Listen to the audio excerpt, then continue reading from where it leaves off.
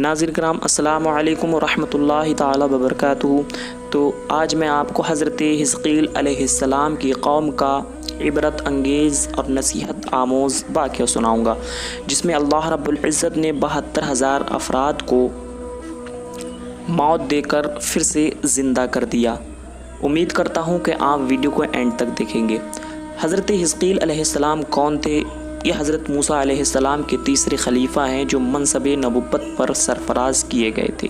حضرت موسیٰ علیہ السلام کے وفات اقدس کے بعد آپ کے خلیفہ اول یوشع بن نوح ہوئے تھے، جن کو اللہ تعالیٰ نے نبوت عطا فرمائی۔ اس کے بعد حضرت طالب بن یوحنا علیہ السلام حضرت موسیٰ علیہ السلام کی خلافت سے سرفراز ہو کر مرتبہ نبوت پر فائز ہوئے۔ پھر اس کے بعد حضرت حزقیل علیہ السلام موسیٰ علیہ السلام کے جانشین اور برگزیدہ نبی ہوئے۔ حضرت حزقیل علیہ السلام کا لقب ابن العزیز یعنی بڑھیا کے بیٹے اور آپ ذوالقفل بھی کہلاتے ہیں۔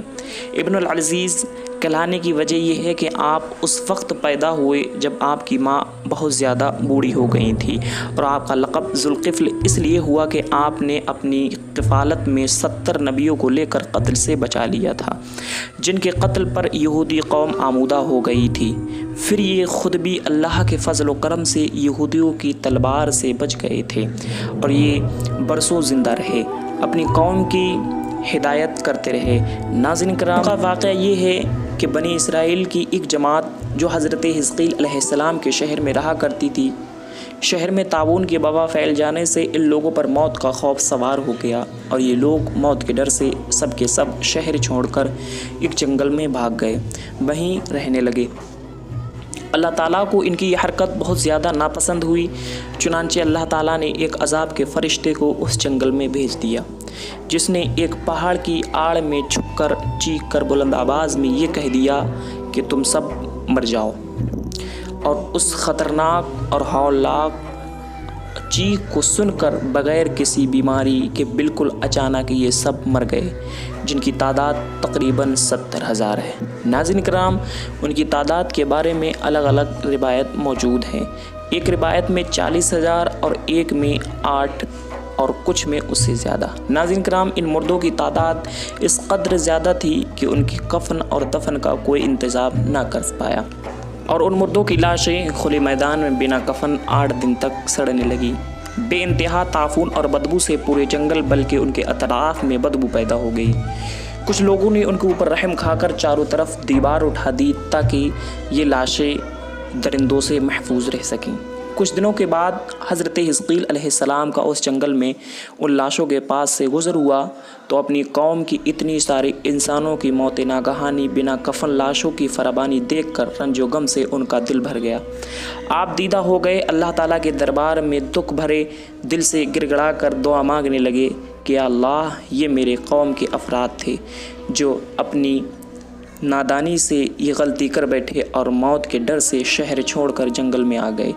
یہ سب میرے شہر کے باشندے ہیں، ان لوگوں سے مجھے انس تھا اور یہ لوگ میرے دکھ سکھ میں شریک تھے۔ افسوس، میری قوم ہلاک ہو گئی اور میں بالکل اکیلا رہ گیا۔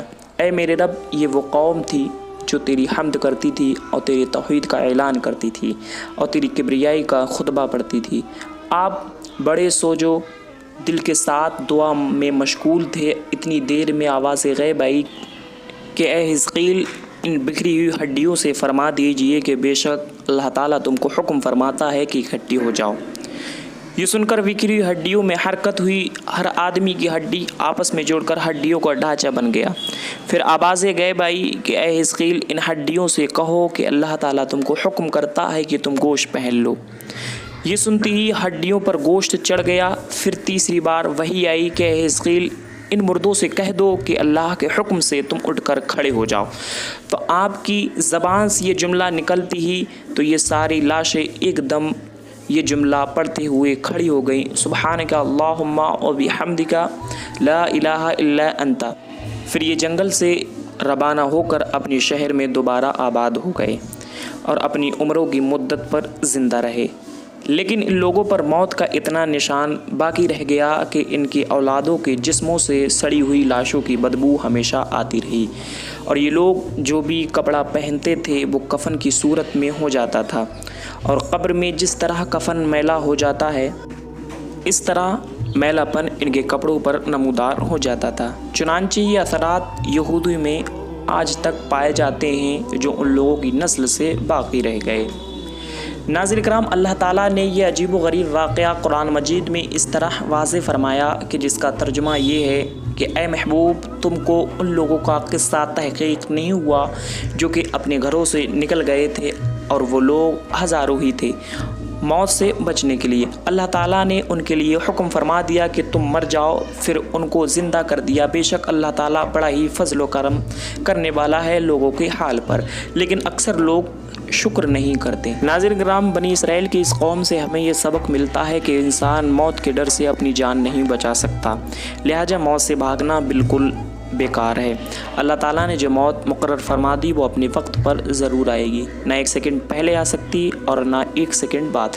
جس انسان کی موت نہیں آتی ہے اس کو کوئی نہیں مار سکتا، اور جس کی موت آتی ہے وہ کچھ بھی کر لے، کہیں بھی چلا جائے، کہیں بھی بھاگ جائے، وہ موت سے نہیں بچ سکتا۔ ناظرین کرام، امید کرتا ہوں کہ آپ کو ویڈیو پسند آئی ہے۔ اگر پسند آئی تو اپنے دوستوں کا اس کو شیئر کریں۔ اگر آپ ہمارے چینل پہ نئے ہیں تو چینل کو سبسکرائب بھی کر دیں اور ایک لائک بھی دے دیں۔ تو ملتے ہیں ایک اگلی ویڈیو میں۔ السلام علیکم ورحمۃ اللہ تعالیٰ وبرکاتہ۔